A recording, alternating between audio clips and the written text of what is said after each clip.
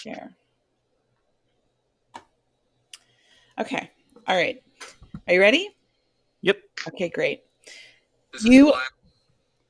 You're listening to the 805 Uncensored podcast hosted by two leftists recorded on Shumash land. This podcast covers a host of topics from music to politics, news, and spirituality, issues both in the 805 and ones affecting the 805. There are no limits, which is why we are uncensored. So, welcome and follow us on your podcast or social media platforms of choice. This episode, I am down a co host. Jordan has some things going on with work that prevent him from being here today, but I am delighted to welcome Gerda, an advocate from Arizona with a background in health policy and research, and Chris from the Alt Left podcast. Today, we are talking the COVID third anniversary. So, welcome, guys. Thanks for being here. Thanks for Thank you having me. for having us. So, so we've just hit the 3rd-year anniversary of the stay-at-home orders, and I want to start off with one of these things that I'm seeing in the news a lot lately, which is now we're suddenly going to talk about the origins of COVID. I don't know if you guys have seen, but a few days ago, there was an article about how federal agencies are now not in agreement on the origins of COVID. Some are saying it's a lab leak. Some are saying it's still the Wuhan wet market with the bats. And then just yesterday, I saw that the BNO News reported that new genetic evidence is suggesting it originated in raccoon dogs. So I guess my question really, though, is we're 3 years in. Everybody has basically believed what they want to believe. Like, why are we still talking about this? Chris? Yeah, I mean, I'm kind of the opinion that, like, what does it matter? Like, I mean, for number one, I mean, like, first of all, I don't trust anything that is like, oh, the Chinese were manufacturing in a lab because Dr. Fauci was there with his cat and Mercury was in retrograde. This is all tinfoil hat, right-wing propaganda nonsense, number one. Anything you can do to villainize China. But if you can look at any group, especially if it's a governmental institution or a voting bloc or anything like that, anybody who has a political agenda, right? We should, as leftists, of any side, it should always bring up your red flags. It should always make the hairs in the back of your neck stand up anytime you're seeing another culture or people be villainized, right? This is no different than 1930s Berlin. It is no different than the Red Scare in the United States. It's no different than like the Armenian genocide. Like, it doesn't matter. You can go to any region in the world and find where there has always been an other who is the source of your current problems. That's how you fall down the hole of fascism, right? It's one of the first steps. I mean, the first thing is you need something to suck, right? So first we have a pandemic, we have COVID. And the first thing that has to happen is it has to be China's fault. Because if it's China's fault, it's not ours, and we can immediately get xenophobic about Chinese culture. And let's be fair, the United States has a lot to gain from continuing to berate China. We talk about China invading sovereignty. Half our Navy surrounds the Chinese coast. We are the aggressors. Yeah. And you actually, and this is a unique American, and that's the funny thing about American imperialism, is it's right and left. Or not right and left, it's right and right. But it's Democrat and Republican, right? Both sides are guilty of this. The Republicans want to go after Fauci and mask mandates, and they want to go after fucking China. They're just hardcore into that. That's what they care about. That brings up their red, white, and blue patriotic boners. That's what makes them happy. That is that xenophobic nonsense. But the Democrats do it too. We have to never forget the Democrats are not leftists. This war with Ukraine and Russia right now is a perfect example of that. You have the Democratic Party constantly villainizing Russia and defending literal Nazis in the Ukraine.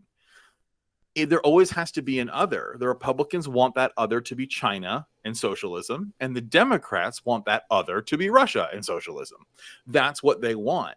And they don't want anarchists, they don't want free thinkers, and they don't want leftists gathering towards anything. And instead of, rather than ask our nation, Why did you completely fail the entire civilization with COVID protocols? Why did you not guarantee income, food, wages, healthcare to every Mhm. American citizen? I mean, we've sent what 50 billion or something like that to Ukraine for this fucking war, but we couldn't give nationalized medicine to Americans Yeah. during COVID.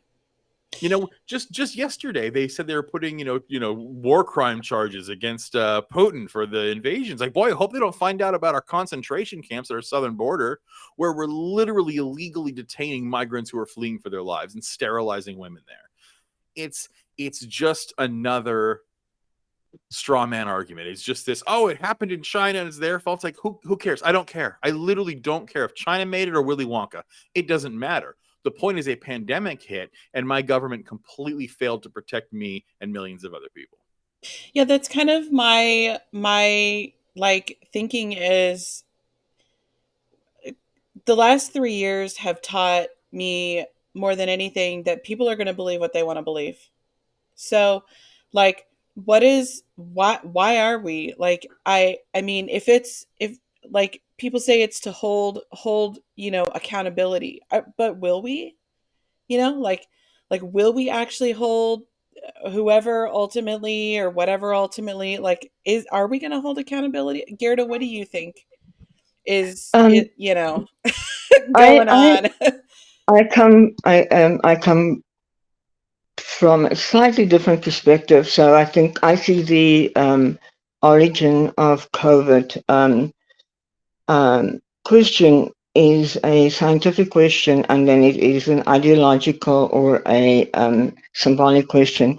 The scientific question, it may take decades to find the origin of a virus. Um, Scientifically, it could take decades, or you may never find it. So the scientific, the legit scientific angle here is just it's a question that may not be resolved for decades.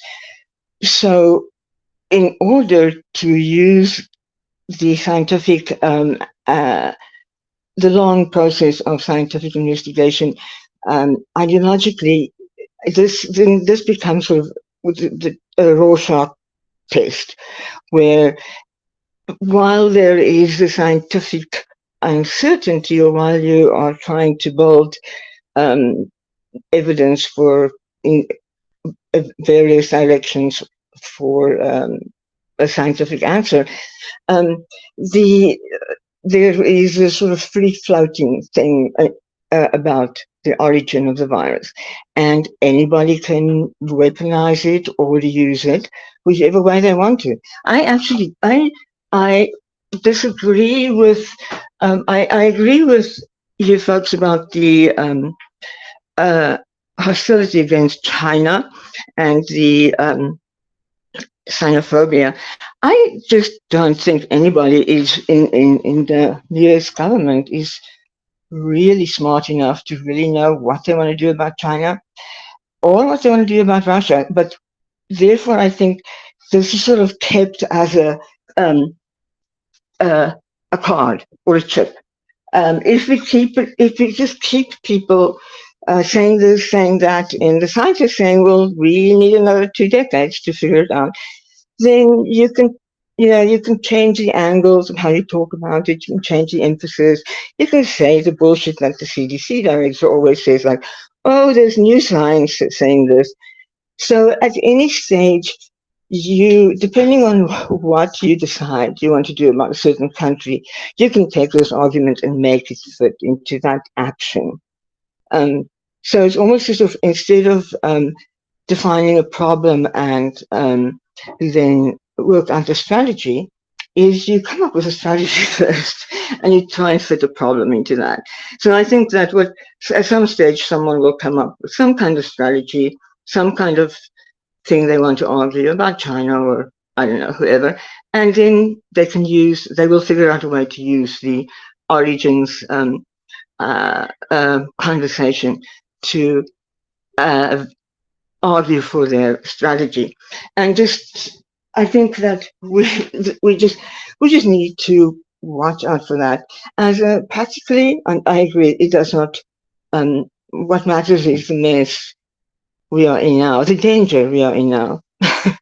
So Yeah, I mean, I think also it like I think that's another thing that we've seen over the last 3 years is that like there's been scientific conversation happening in like the public square. But are the American people like really capable of having like really understanding like any of that. Like I would like my next question was about everything that's happened since like we have inflation, we have areas of the world where now there's famine, we have supply shortages, we've got war. All of that is pretty like Chris, you're the history guy. Uh all that's pretty standard after a plague, right? But I feel like no one in America, at least that I have known, really was even like knew that, you know? I don't know that the American people are really capable of just the same with like the origins of COVID. Like they're not, and or any scientific conversation. Like, are the American people like capable of really like understanding all of these things that are kind of like a natural consequence or how it plays out? Well, I mean, I guess Americans, like any dominant empire, are self-centered and it's an individualistic culture. I mean, people like to talk about how Americans are uniquely awful, and it's not true. Americans are uniquely awful in the world today. But Americans are no different than Romans at the height of the Roman Empire, right? They're no different than British people were at the height of when the East India Trade, when the East India Trade Company was terrorizing the Asian coast in Africa, when the Dutch were going after the East Indies. I mean, it's like anytime the Spanish terrorizing the Southern Hemisphere. I mean, anytime you have a dominant culture, that culture tends to think of themselves as the center of the universe. Um, I would say America is a little more unique in that it's completely individualistic. We have no ability to have community. Um, if Americans gave a shit about each other, mask mandates wouldn't have even been necessary. But they are, and they were in the Spanish flu in the 19, a century ago. We had this. We had the Spanish flu that went around, killed millions of people around the world, right? And back then, it was the same thing. They were called anti-mask leagues. There are people who committed violent acts against their mayors and governors, especially here in California, believe it or not. There was a huge anti-mask league out here. It was very powerful. And in New York City, too, places we think of as liberal bastions. It's because Americans are hyper individualistic. If masks protected you more, it wouldn't have been a problem. It was that masks protect the person next to you more. And Americans don't give a shit about the person next to you. We don't care. We are standing on a slave built nation on stolen land. American culture does not care about culture or community. American culture is about caring about yourself. And if you start caring about your culture or community, you're branded an anarchist or socialist, and you're a whatever, and you're given a bunch of names, and you're un-American. That's our culture. And so I think that to think that like we don't think there's going to be an aftermath, well, why would they? Because all we want is norms. The right wing wanted to pretend like COVID never existed. And the liberals just want to get right back to brunch. They just want brunch back. That's all they wanted. Yeah. They just want everything to go back to normal and put their fingers in their ears. And no one wants to actually deal with the human fallout of this was. And the human fallout wasn't just several million people dead. It was an economy in shambles. It was billionaires around the world making more money than they ever have in history off of the mass death of humanity. And the most people who were the most vulnerable were in America were the unmedically insured and the poor and the elderly. And around the world, nations that did not have access to things like vaccine, proper PPE, proper hand washing stations, that kind of thing. I mean, remember Joe Biden, the liberal Democratic president, ran on the platform that when he was president, he would release the COVID vaccine IP to the world. And he didn't.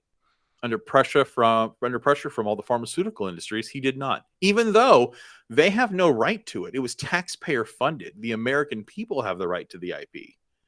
He still refused to give that to countries like India, Bangladesh, Singapore, so they could make their own vaccines and save lives. And he didn't, because he doesn't care, because that's the American mindset. He is a CEO who is looking for higher quarterly profits, and he does not care what death, misery, and fallout occurs. All that matters is his personal grab for power, his identity politics, and his money. That's the American mindset.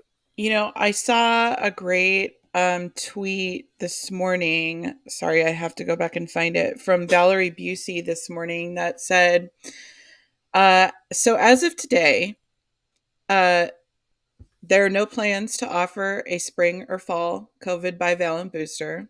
Mask protections have all but disappeared everywhere. Initiatives to improve indoor air quality just never materialized. Next generation intranasal vaccines are not within reach. And then somebody responded, there are no proven medications to treat long COVID. Rapid tests are outdated and unreliable. And then a third person replied, and the president says he doesn't think about it anymore. And I was just like, oh my God, Joe Biden does not give a shit, right? And we are 3 years in, and I think that, to your point, Chris, as soon as like the Democratic Party started getting back to brunch, right, which we've talked about before, and I've seen a lot of, uh, they stopped caring too. But it still is a very real threat. Long COVID is a very, very real threat. And here in Camarillo, I've been tweeting about this lately. They just brought in a second refrigerator morgue. 3 years in, we have a fucking refrigerated morgue outside our hospital. And it's like, it's the, what is it going to take to get people to care? Because another thing I just saw before logging on is that uh, after 5 COVID infections, you have a 70% risk of developing long COVID. So, what is it going to take to get some sort of I mean, is it a new president? Is it a new strategy? Gerda, do you want to start with this? Historically, I think that uh, there's not going to be an event that tips things over the edge. If you are if COVID remains what it is now, where you have an acceptable number of casualties, so you have deaths and disability that happen in low enough numbers that it can be invisible, that it happens among people who do not matter, like elderly people, poor people, disabled people, the sick, the poor, the crips, the olds. And if it just happens gradually, um, I people will just adapt. I mean, there are I know people say, well, the cost of disability to is going to be tremendous. The cost of caring for sick people. No, people are not people are there won't be disability. There won't be care. It's just, you're going to become disabled, and you're going to lose your job and get evicted from your house, and you're going to end up homeless. There will not be this. Even today, 70% of disability applications get denied. Do you think that there will be disability payout if we have millions, tens of millions more disabled people? No. So I think that there could be a very slow just regression, and we'll just go back to life expectancy and living conditions of about 100 years ago, and I people will just suck it up. That's what I think. People will just suck it up because they have everything I see so far is people sucking it up. And the midterms, I think, to me, the midterms were very crucial because um, the Democrats ended doing, I mean, Democrats basically did nothing regarding COVID, other than the vaccines, which was actually Trump's thing. And then they pretty much did nothing nothing in 22. And the midterms, in a way, was a referendum on that. The fact that the Democrats did well compared to how the ruling party usually does in midterms. The fact that they did so well was a resounding yes from the population that we're cool. We're cool with ignoring COVID. And I think that, to me, it's just people have been fine so far. People are not in the street. I mean, look at France now. People are fucking in the streets, burning shit down because of the government wanting to raise the retirement age.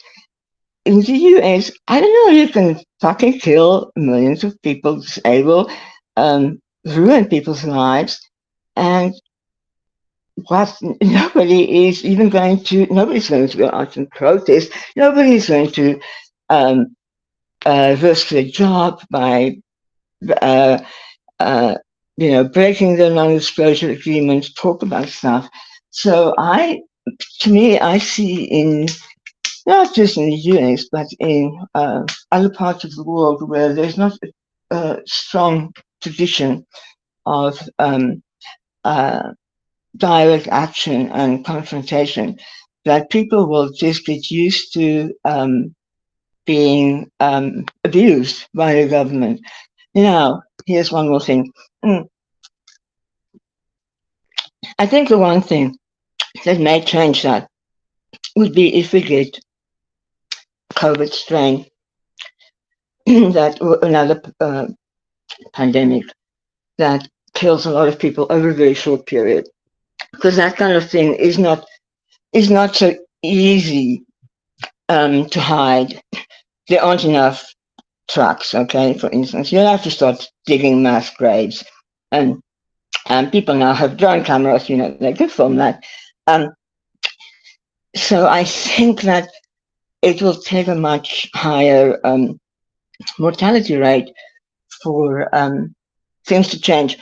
I don't necessarily believe things will change for good. That to me is that I don't think there necessarily will be a come to Jesus moment. So that's all I can say is I think that's the thing that may tip things over into action. I don't know what the action will be. It may not be good. It may be Peter still taking over as monarch, like he wants to do, monarch of the country, or monarch of the world. So, Chris, do you agree with that? That in the midterms, the Democrats doing a lot better than most people thought they would do, or I think the there was no greater gift to the Democratic Party than Donald Trump. yeah. Mm-hmm. The reason Biden was elected president was not because anybody actually wanted Biden or anybody liked him. The only reason no one voted for Biden. People voted against Trump. That's all it was. It was a vote against Trump, and I really think that the the reason why the DNC did so well in those midterms was because they don't want to go back to Trump. Like that really was it. It was a further indictment against Trump, and I think once Donald Trump dies, their golden goose will go right along with it. I also agree with you, Gerda, about what it'll take for things to get better. I don't think it'll be a pandemic because these tend to be, once in a century kind of things. But I agree with you. It's going to have to get worse, and things will change for the worse. We are seeing again. It's something I've talked about on my show, and I don't want to get on too long of a tangent on it. But the middle class is a fluke. It's not supposed to exist in capitalism. Capitalism is supposed to breed an incredibly hungry, starving, miserable, poor working class and a small and tiny elite structure at the top. That is what capitalism is supposed to bring us. And the only reason we have a middle class is because of the Second World War and the GI Bill that brought us an educated, property owning middle class, right? That's been disappearing ever since. I mean, in the 70s, the middle class started completely shrinking because it was only supposed to last for a short time, right? Again, it was a fluke from the Second World War, and it's disappearing again. And we're going to see it completely evaporate. The United States is just going to be one giant Amazon warehouse, right? And we are going to descend into a fascist hellhole of serfdom. No one will own anything except for the elites. I mean, think about it. Who owns a house? People who own a house right now are because they're wealthy, right? Who's buying houses right now? They are wealthy or they are inheriting. People under the age of 40 cannot buy homes unless they have generational wealth or property in their family line. That is by design. That is why we will not see a rise in Yeah. ownership in homes of people of color in this country, because it is meant for generational wealth and generational wealth alone. That's going to breed stagnation. We are already seeing the rise of right wing fascism around the world and in the United States, xenophobia, racism, sexism. I mean, women don't even have control over their own bodies anymore. Now we're deciding right now in Washington whether or not trans people are allowed to fucking exist.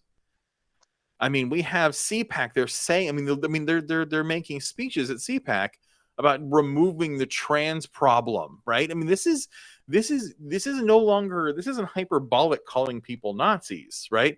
I mean, this is straight out of Mein Kampf, what they're quoting here and the way they're talking. So no, I agree with you, Gerda. Things are going to get a whole lot worse before they get better. And revolutions don't happen until the educated middle class can't put food on the table. Once you have the educated middle class homeless and starving, you have a revolution. Well, look, But until then, you really don't. The French are anomalous. Like you brought up France, absolutely. yeah, The French are awesome. I love. I mean, talk about bad imperialists. But in terms of domestic policy, the French are amazing. yeah, And how French people don't take any shit. Firefighters light themselves on fire and charge the cops when they go after crowds. They are not taking this bullshit that Macron did the other day, lying down. They're not going to let their pensions get taken away. The French are awesome, but the Americans don't have that energy. yeah. Although I did see this morning that the Gallup poll now finds that it's now increased to 47% of Americans now believe that their lives will never go back to pre-pandemic normalcy, which they never even thought that it would get to that, level of people. And so I do think that to some extent, some people are starting to recognize, at the very least, that things are a lot different. And I'm also seeing, especially on social media, people are starting to like get really tired of getting COVID over and over and over again. And also, like, my daughter goes to college just about 15 miles north of our house, and I've been there when she plays tennis, and I see kids wearing masks a lot. And somebody will be like rude and say like, oh, why are you wearing a mask? Or they'll ask my daughter, why are you wearing a mask? And a lot of the kids are just saying, I'm just sick of getting COVID. Like, I've gotten it like 3 times. Like, I had to miss half the semester like last year because of it. I can't do this anymore. And then a lot of people also, um, I think they're getting to a point where uh, they can't afford it, because who has sick time like that? Who is the kind of sick time where they could stay out of work for 17 fucking days? Not in the United States, that's for damn sure. Yeah. And that's kind of one of the things you No. touched on was how Biden doesn't think about it anymore. Yeah, Biden came into office, and what did he? I mean, here's a thing to make you really unpopular on the Thanksgiving table. Point out to people that Trump did far more for COVID people than Biden ever did. The Trump administration put in eviction moratoriums. The Trump administration put in sick pay. The Trump administration gave COVID bonuses and checks to people so they could make it through the shutdown, through the pandemic. The Biden administration went to work right away, removing those, dismantling every single one of them. And he basically went up there and said, get to work or die. That actually segues into my next, like, one of the things I really, really wanted to talk about on this was that, so when Biden came into office, he hired Jeffrey Zients. I don't know, are both of you familiar with Jeff Zients? No, Yes. I'm Yeah. not. So Gerda knows a little, but I'm going to I can't school you. keep up with all these fascists. Go I'm ahead. gonna I'm gonna have to school you. So Jeffrey Zients, he was hired on initially as the White House COVID coordinator. Last year he stepped down, and now this year he's been appointed the chief of staff. So this guy is the direct access link to the president of the United States, Joe Biden. Okay, so this guy is making a lot of the decisions on behalf of Biden, the American people. So, but he has no background in public health. Okay. And so he was initially appointed as the COVID coordinator, right? And that's when we started seeing all of these things come off the table, taking away the sick pay, taking away the eviction moratorium, all of that. Because this guy is a project manager. Okay. And I just want to read you some of this. There's a great article in the American Prospect on this guy.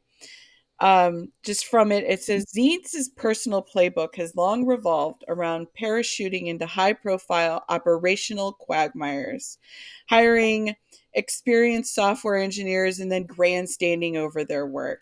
Negative coverage of Zientz has been handily dealt with.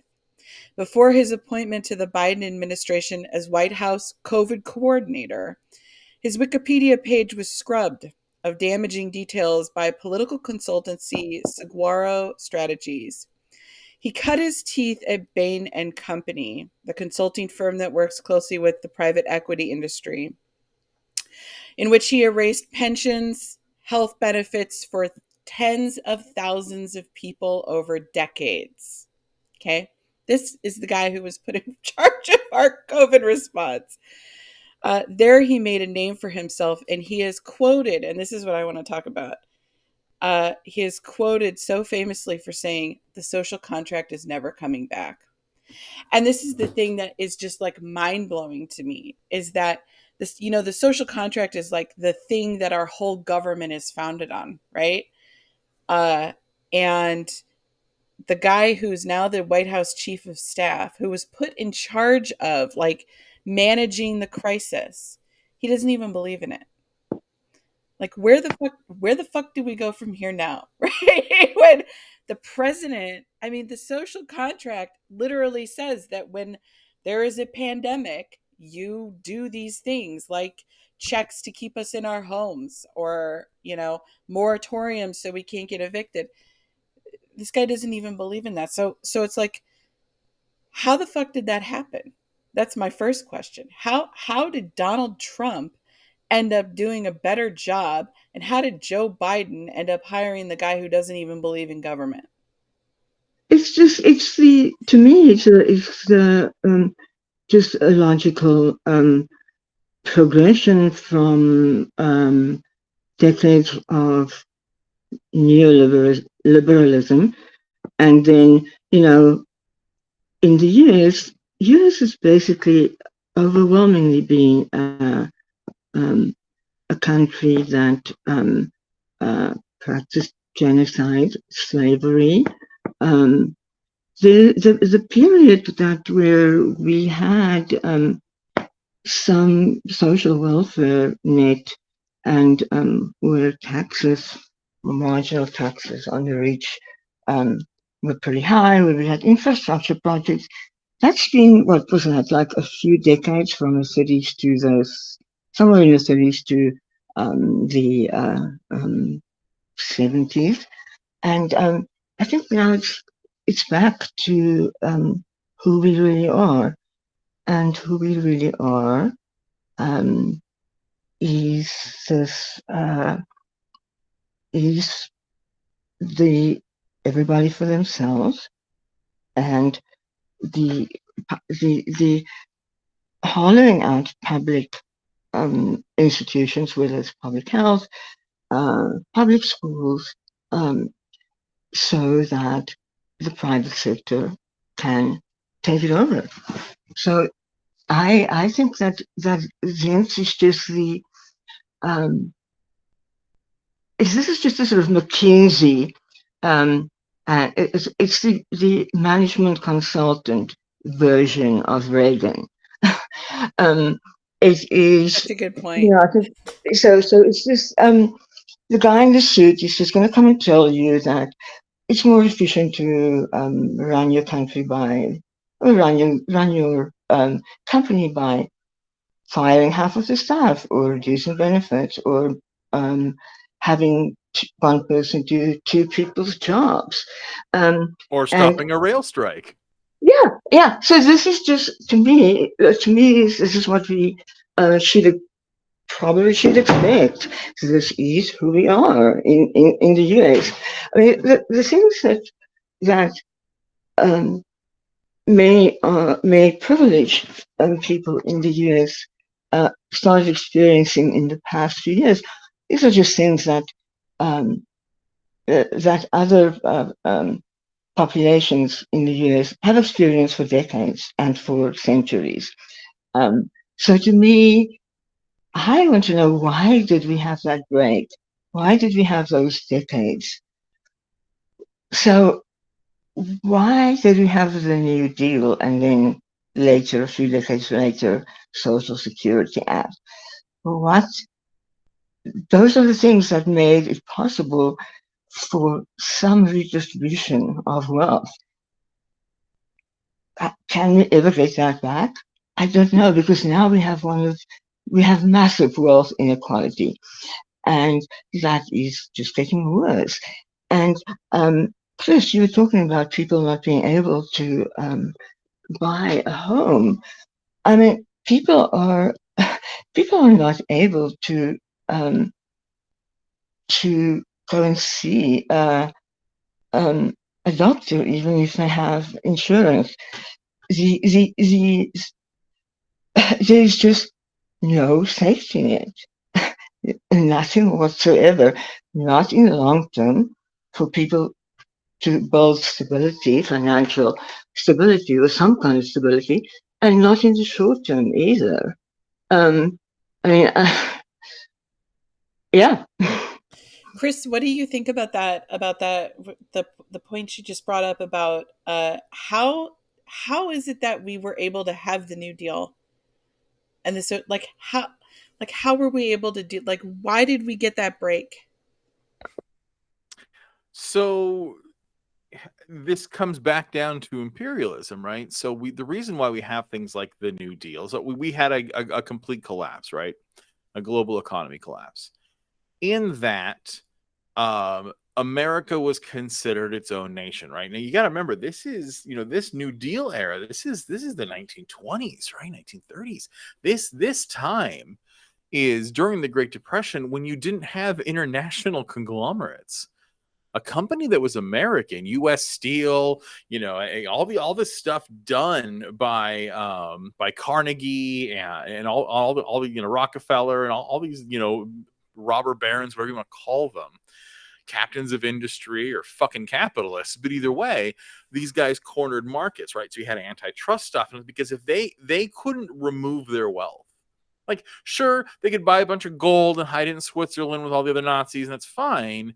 But you were still an American. Your house was here. Your address was here. Your company was here. Your factory was here. You couldn't just pack up your steel mill and move it across and move it to Pakistan and operate. It didn't work that way anymore, because now you'd be under Pakistani law. You're paying Pakistani taxes. You have to live in Pakistan. Like, you'd have to do all of that. You couldn't just go down to Mexico and do that. Fucking Zapatistas would fuck you up. Like, you couldn't just move your company to some offshore location or claim tax ID in some foreign company like cruise ships do and get the rebates. Like, that didn't exist. If you were an American, you had to pay American taxes, you had American business, you had American employees, and that's how it went, because we didn't have the internet, we didn't have fast and cheap and efficient global travel. To get across the Atlantic required a boat. You were on a steamship for weeks. You couldn't just hop on a private jet and go over there. It didn't work that way. It was relocating. There was a chance you might die along the way. So you were able to do things like have companies have to pay their fair share in taxes. A president who actually answered to the American people, or at least American business interests that weren't foreign and weren't, when once you start internationalizing your capital, it grows exponentially. You are no longer wealthy. You are now, I mean, we have people, we have Americans, quote unquote Americans, who are wealthier than nations in this country. That level of power never existed, not even in the New Deal era.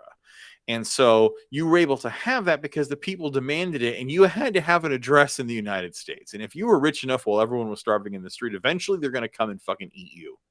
You didn't have a private island. That didn't exist. There was no escape. Now there's an escape, right? And we've also had 100 years since then of American exceptionalism in the Cold War, teaching us that America's great, greed is good, right? Because back then, unions were considered a good thing. People were willing to kill their boss if he killed their coworkers. Now that's un-American. We've had 100 years of propaganda to push back on that. It didn't used to be that way. the culture of the United States was different. It was more pro-worker. And so you were able to have a workers' revolution that provided this. Then World War II comes along, right? The world is in shambles, and the United States is the only one left on top. We're the only steel producing country left right now. Who's producing electronics? Who's producing automobiles and airplanes? The United States. Who's shipping oil across the world? The United States. We were the only game in town. That's why Taiwan existed. We built that nation up. South Korea, we built that nation up to be industrial satellite hubs of the United States economy.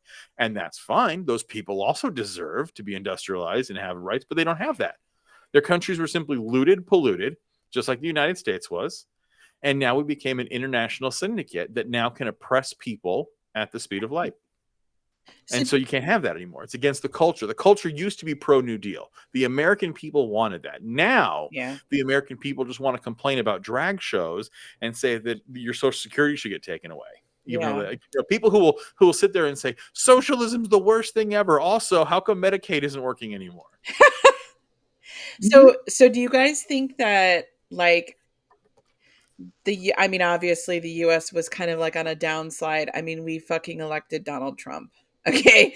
But, like, do you think that COVID just rapidly accelerated it and is continuing to, because it's still a very serious problem in a lot of communities. Like I said, we have a refrigerator truck, we have two refrigerator morgues here in Camarillo now, and we've got an unprecedented healthcare worker shortage. And, like, they were just out yesterday picketing, and nobody gave a shit. Like, literally nobody gave a shit.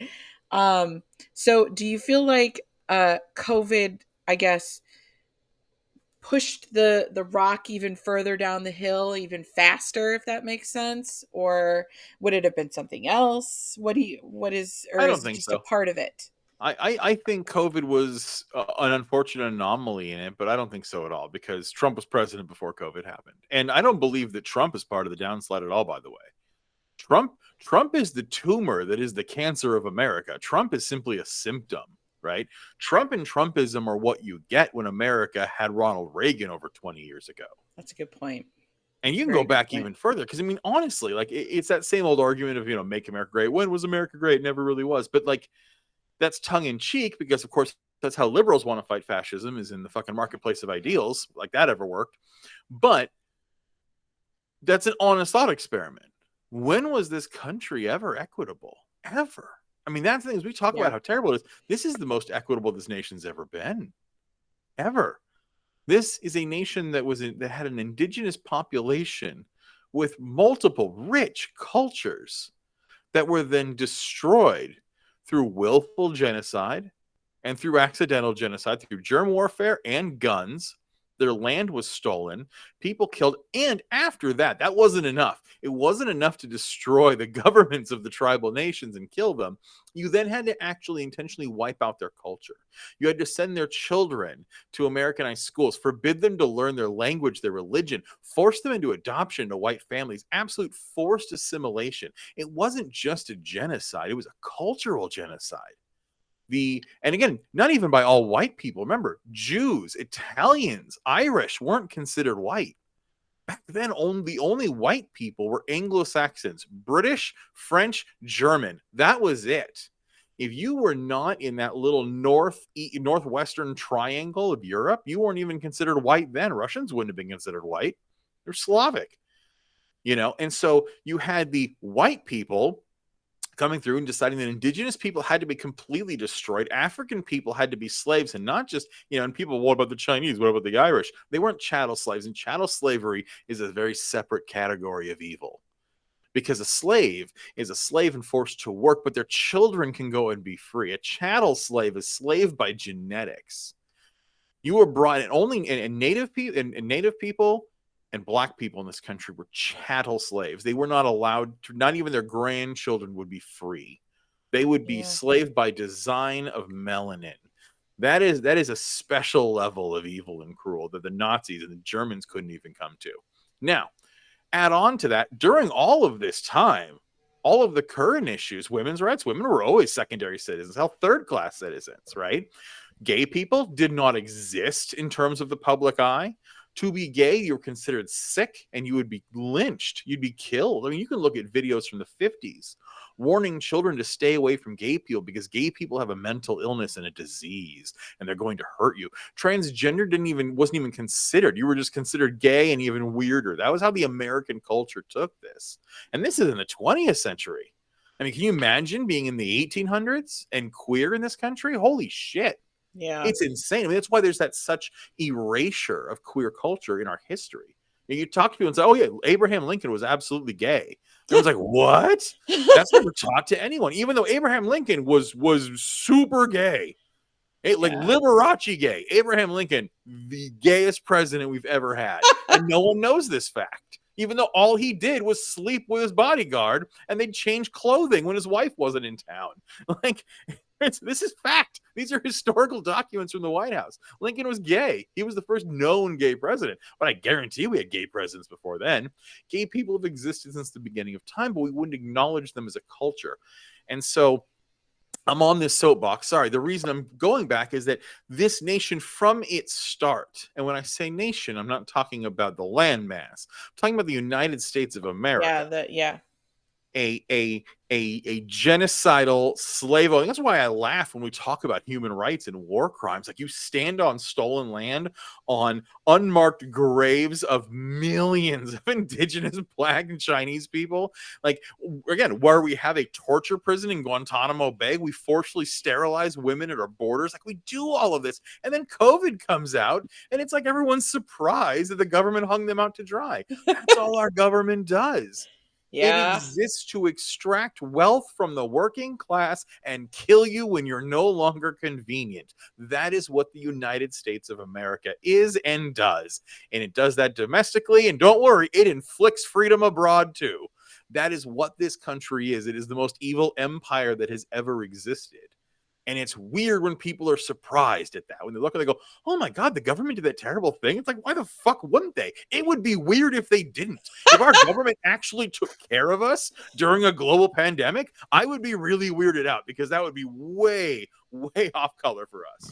That's what's so. I'm right there. I'm right there with Chris. And I mean, I'm probably just more of a doomer. I actually think that it's not just, it is um, more more general than or more global than just the US. But to me, is if a government, and when I find it strange when people think that, well, government won't kill us, it won't just let us die. Why not? Yeah, That's they will. mostly what. I mean, have you met people? Have you met governments? Have you looked at history? It's just very it's very common for humans just to let other humans suffer and die. I mean, why? Just because we now have running water and electricity and cell phones, it's not going to happen. Um, so I am also I tend to be more surprised when there actually is something that is different from that very very brutal um, state of the world, and so I yeah I don't know I don't know what to do about it. Um, Well, the, I think well, one thing I wanted to throw in there was the other day I did another episode with a friend of mine who just wrote a short essay, collection that's coming out in May, and he made a comment about how, especially in California, because he's in Texas, but he's from Chicago like me. But he said in California and a lot of places in the country, you have everybody that, and this gets back to the beginning of our conversation. They just like live in this bubble, right? Of life is all about me, and of course the government will protect me because I'm me, and that's what the government does. The government is here to protect me, and why would they harm me, or why would they inflict harm, or why would they let me get hurt? um And then he was talking about how a lot of times, because he lives in Austin, people like will come from California and they're shocked to see people with guns on their belts, and he's like, "This is fucking Texas. Why are you surprised? Like, what?" Like, but it's just that sense of like living in our own like worldview or our own little bubbles, you know. And I ultimately agree with you that you know, I think more shocking would be if the government was actually taking care of us in the United States, right? And that's, I think, what was so shocking to me about Trump is that you're right, he did do more than Joe Biden, and that has been a very, I think that's very jarring for people to be able to accept or wrap their heads Yes, around that's as what well. people will get very upset. I mean, people get very upset with me when I say that. I'm sorry, it's she did, and you know, the thing is, things do so. Um, things do change at the civilization or society level. So, for instance, we didn't always have capitalism. Capitalism or neoliberalism was built over um, uh, centuries, and we've had other ways of organizing society before.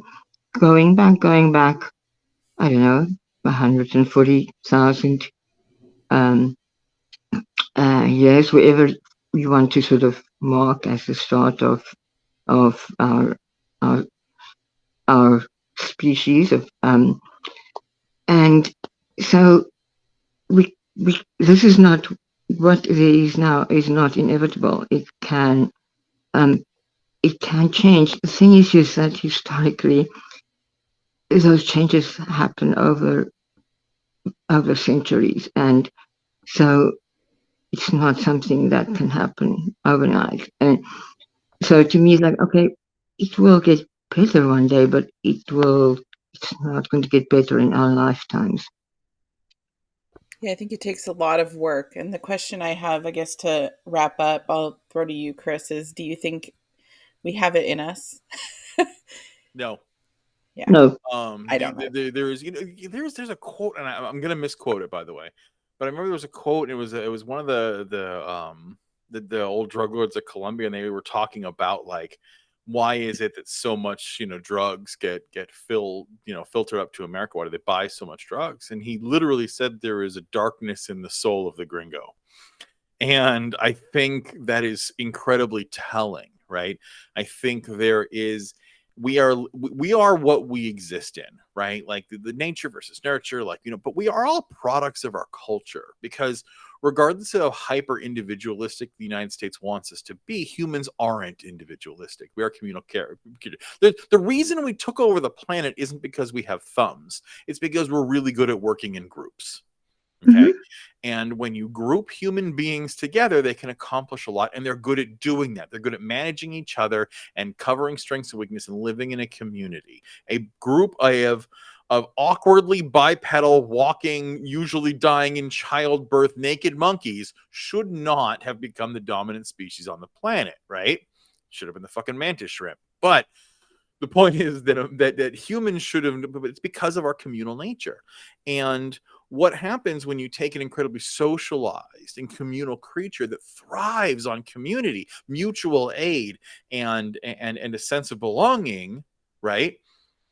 And then take that away from them and put them in what should be small clans and tribes and groups of several hundred people at most, competing for resources with each other or breeding or whatever, right? That's the human evolution. Instead of that, you put us in these mega metropolises, populations of hundreds of millions of people, to where you're so crowded you can't help but feel isolated. There's so many people packed into small resourceful areas. Sure, I have a glowing pocket computer. That's amazing. Also, I live in a box. Like, I don't get to fucking hang out with trees and explore the existence and eat mushrooms and maneuver through life exploring the human condition and what is my spiritual connection to my fellow human being and to the earth around me? No, I have to wake up by an electronic alarm, drive a fuel burning vehicle to a job just so I can sustain my box, eat food that makes me fat and want to die, and then not talk to people only to watch a different glowing box to tell me to isolate myself further from my fellow humans. And that is our problem. And that is what Western culture has given us. Western culture has told us we should be isolated and afraid and tired. We should be taking uppers in the morning to be productive workers and then take downers at night to go to sleep and not revolt. And that's something the French aren't into, and they have a very different culture. And that's why the French get shit done and we don't. I don't believe Americans will be able to do that until the American culture is destroyed. Once the United States stops functioning as the United States, right? People talk about how the Handmaid's Tale is coming true. Like, that's what it's going to take. We are going to actually have to dismantle the country and evolve into a new fascist nation that no longer has an American identity anymore for people to be able to maybe fight against it. Not sure. But the point is that in the current American identity, no, we're like a cat when you change their food too much. We'll just say, no, we'd rather die than make this change. That's who the American culture is. And that culture needs to be smashed.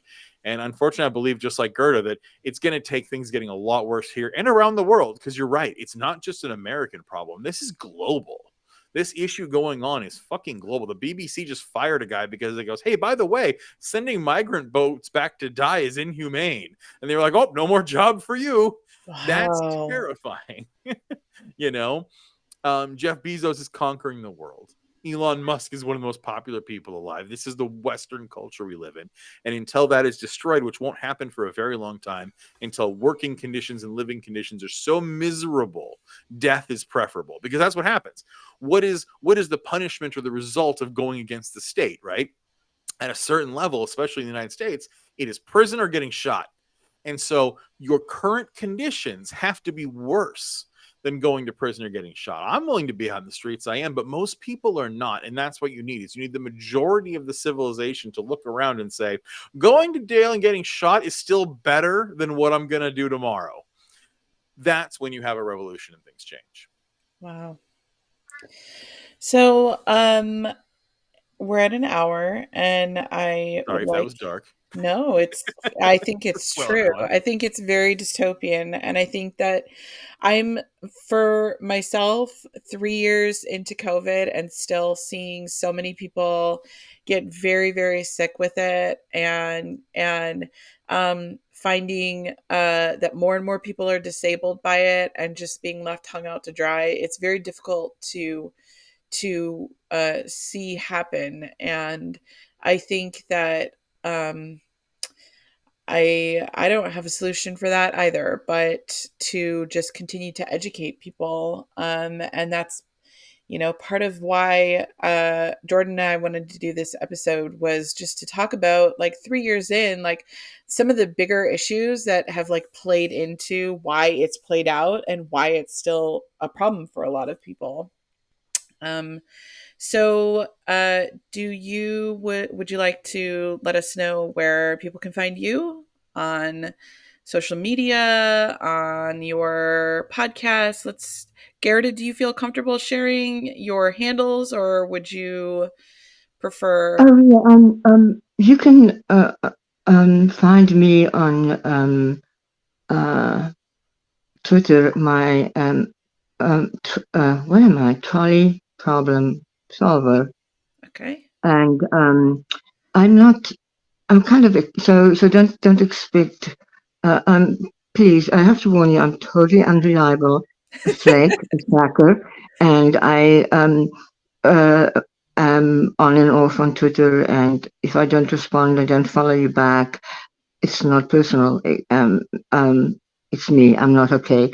And but sure, if people want, uh, I do share a lot of COVID information, and I do try and uh, also share things that um, are that sort of break down some of the scientific findings or scientific studies. So for people who really sort of want to understand Well, what what what good science or current cutting edge science is saying, I post a lot of that.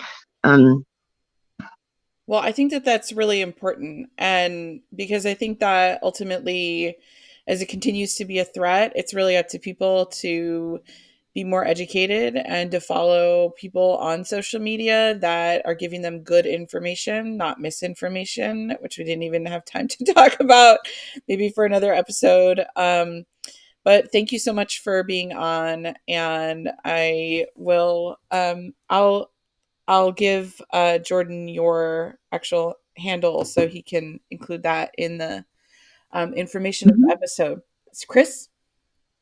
For us, so the easiest way, unfortunately, to get in touch with us is Twitter. Just not to get in touch with us. Actually, we don't ever check it anymore. Because fuck Elon Musk.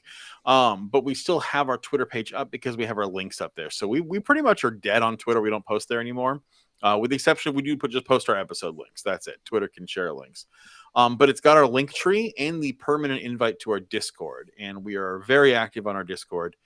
So if you want to talk to us, awesome. Also, you can always catch our show on there. That's every single week, the Alt Left Podcast. And on Twitter, it is at the Alt Left Pod. So at the Alt, ALTLEFT POD. And at Linktree, it's the Alt Left Podcast. And you can find all of our links. And yeah, come to Twitter at the Alt Left Pod and check out our Linktree, check out our Discord, come say what's up, listen to our show. We're pretty great. Yeah. So, and then you can find the 805 Uncensored on TikTok, Instagram, Twitter, pretty much any social media, either at 805 Uncensored or 805 Uncensored Pod. Our episodes also are on any of your podcast uh, platform of choice. I'm not sure when this episode will be up, but I will let you guys know. And I really, really appreciate you both being here and being on the show. Thanks for having us. Thank you so much. Thank you.